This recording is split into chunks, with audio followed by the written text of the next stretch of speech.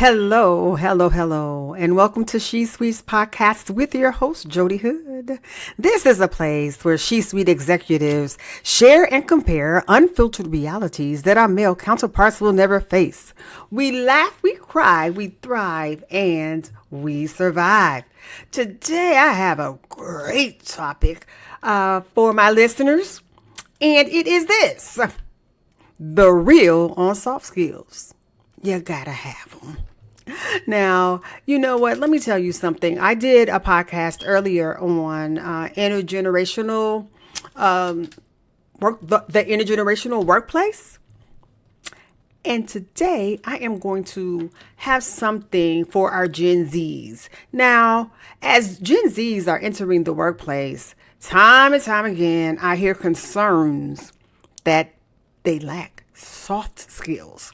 So this podcast is to provide guidance for our aspiring C-suites and a guide to give our current C/she suites a glimpse into the mindset of Gen Zs. And we're going to offer tips to guide you on how to hone soft skills in order to create a path for success. So firstly, let's determine who are the Gen Zs. Now, Generation Z or Gen Z refers to a cohort of individuals born roughly between 1997 and 2012.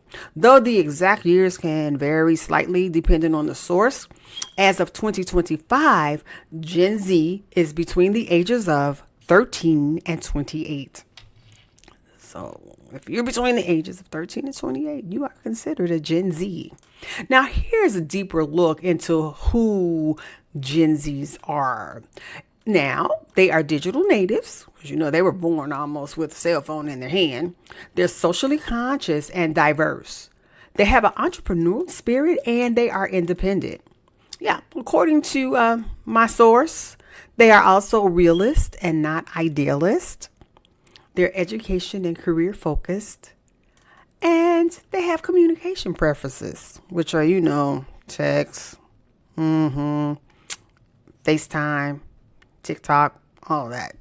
And believe it or not, my source says that Gen Zs have shorter attention spans. So now that since we have determined who Gen Zs are, we're going to go to our next question. So what are soft skills? Because we're saying that Gen Zs kind of lacking on soft skills. Well, I'll tell you what. My source says that soft skills are personal attributes, social abilities, and communication skills that help individuals work effectively with others and manage their personal and professional lives. So here are categories of soft skills: communication, teamwork, problem solving, adaptability, emotional intelligence. And if you're not sure about emotional intelligence, go back and listen to a previous podcast. Time management, conflict resolution, and leadership and initiative. Okay? So here's our conclusion. Soft skills are indispensable for personal and professional growth, especially in today's fast evolving work environment.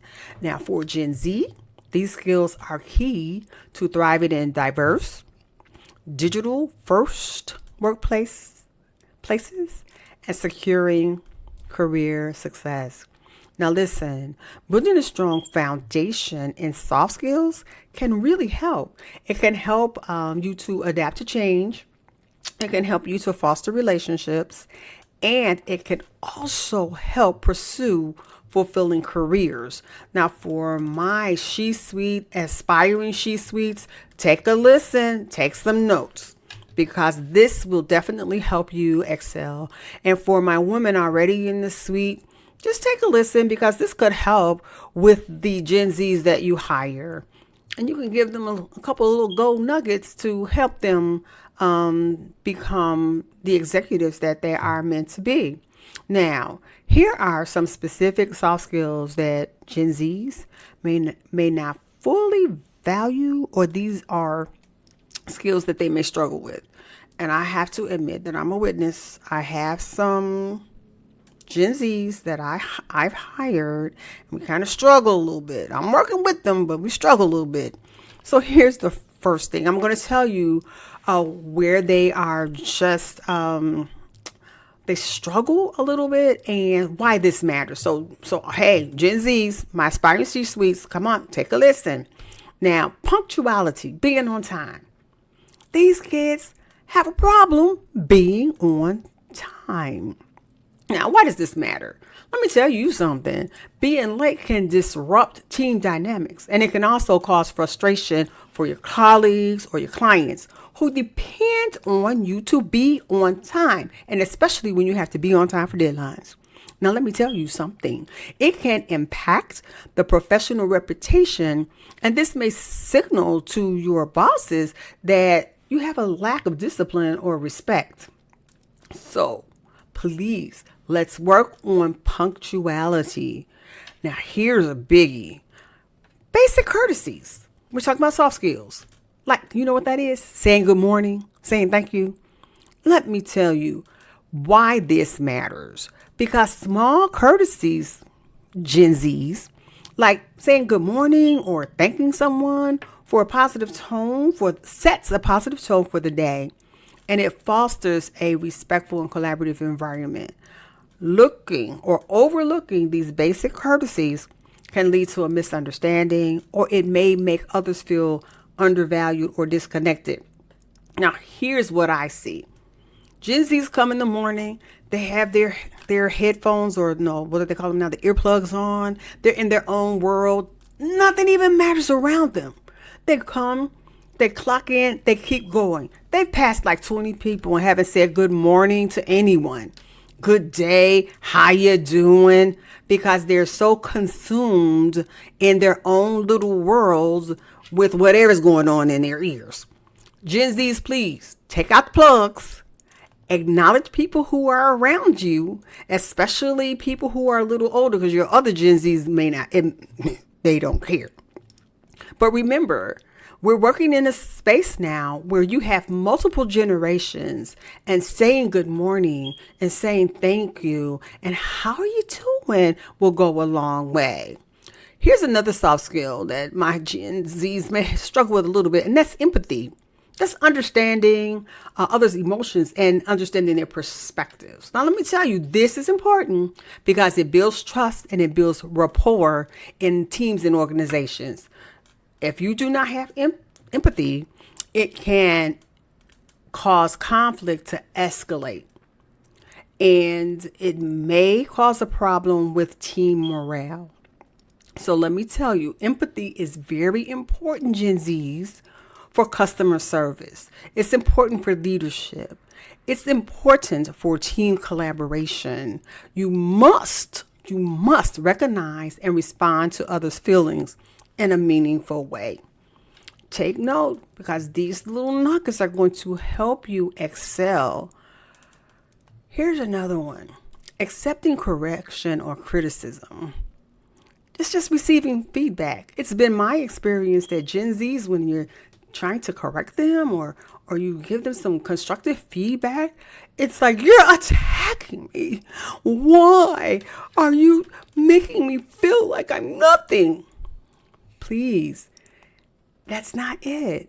You must have the ability to accept feedback and accept it gracefully. That is going to be crucial for your improvement and your professional development. Nobody's picking on you, trust me. And we still like you. It's not personal. Let me tell you something. A lack of openness to constructive criticism can hinder your personal growth. And I know you want to grow because you aspire to be a C-suite. It can also create tension in professional environments. And then what does that do? It causes stagnation. We won't develop your skill. So soft skill, accept correction and criticism. And remember, it's not personal. Now, work ethic, going the extra mile. Let me tell you something. A strong work ethic can lead to career advancement, and that's what we want. It can lead to greater responsibilities. It can also lead to recognition in the workplace. And who doesn't like a little recognition? Lack of willingness to go the extra mile can sometimes result in missed opportunities or lack of career growth. And God knows you do not want to be stagnant. And even if you're moving from place to place to place, it may be lateral moves, but if you want to move up a couple of rungs in the ladder, you have to have a great work ethic. Professionalism. Now, look, you have to learn how to maintain boundaries and formal behavior. Let me tell you why this matters. Because our Gen Zs kind of have a problem with this. Just some blurred lines. Maintaining professionalism, even in a casual or remote setting, is crucial for gaining respect. You want respect.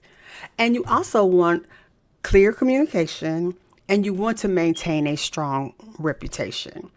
Let me tell you, even if you go out after for a few drinks, please maintain your professionalism. Don't get drunk. And everybody the next day is saying, so-and-so went out, they were so drunk. What have you done? Your reputation is going to be tainted. Look, lack of professionalism can also lead to misunderstandings, or it can undermine one's credibility and authority in the workplace. So maintain those boundaries. Create boundaries. Don't cross the line. I say that your workplace is a place where you work, you maintain relationships, but your personal life should be your personal and private life. Now, that's just me, and it's coming from a boomer, so I understand if that's not quite where you are, Gen Zs, but I'm telling you, it's worked for me so far. Now, patience. Delaying gratification and working through frustration. You have to have patience. Patience is essential for handling complex tasks, long-term projects, and navigating challenges at work. You can't be impatient. You can't get frustrated easily and want to throw in the towel and quit. Okay? If you're impatient, you're going to rush some decisions. And besides that, the quality of your work may be poor. Or it can even lead to conflicts with colleagues who prefer a more methodical approach, which is me. I'm very methodical and strategic. So a soft skill, patience, practice it. You need patience. And lastly, accountability. Own up to your mistakes. Don't blame other people.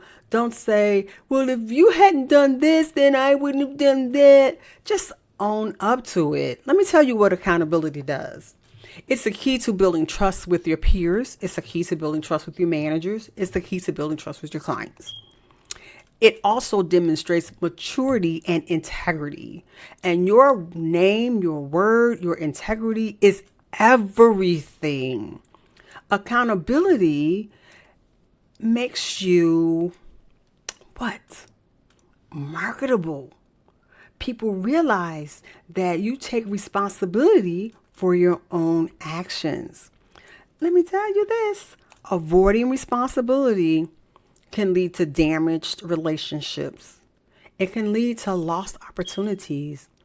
And here again, a lack of professional growth. And she-suites, aspiring she-suites, talk to the girls now. We want to climb that ladder. We want that corner office, but we're going to have to do better with our soft skills. Because I know you're smart. I know you have those technical skills. You have all of those degrees. But come on, let it work for you. Don't let the soft skills overtake the hard skills. You have to work on being the whole package, okay? So in conclusion, Gen Zs, you have many strengths, like I said. You're adaptable, you're creative, you have technological fluency. But some of the soft skills, we just said, like punctuality, empathy, professionalism, and accepting criticism, may be undervalued or even not really emphasized. I must stress this to you. Soft skills are essential. I want to say that one more time. Soft skills are essential for long-term career success and for thriving in a professional environment. Building these skills can help. It can help you, Gen Zs. It can help you navigate the workplace more effectively. It can help you develop strong relationships. And above all, it can help you grow as a leader. Alrighty, that brings this podcast to a close, and I hope you've enjoyed it. I hope I've said something that can really help you and benefit my aspiring she-suites, and especially those who are already in suite to help their aspiring she-suites. All right, so you know what I'm about to say. I want you to like me on Facebook. Yes, connect with me on LinkedIn. That's Dr. Jodi Easterling Hood. And subscribe to my YouTube channel, Jodi Hood. And what do we want to do, she-suites? We want to keep walking the walk, and we want to keep talking the talk. Until next time, see you next week. Welcome to the podcast for G's only. For G's only. And it's for all women who's at the C-suite level. CEO. And we coming your way to share our stories in leadership. So we walking the walk, talking the talk, being the boss lady. Welcome to, yeah.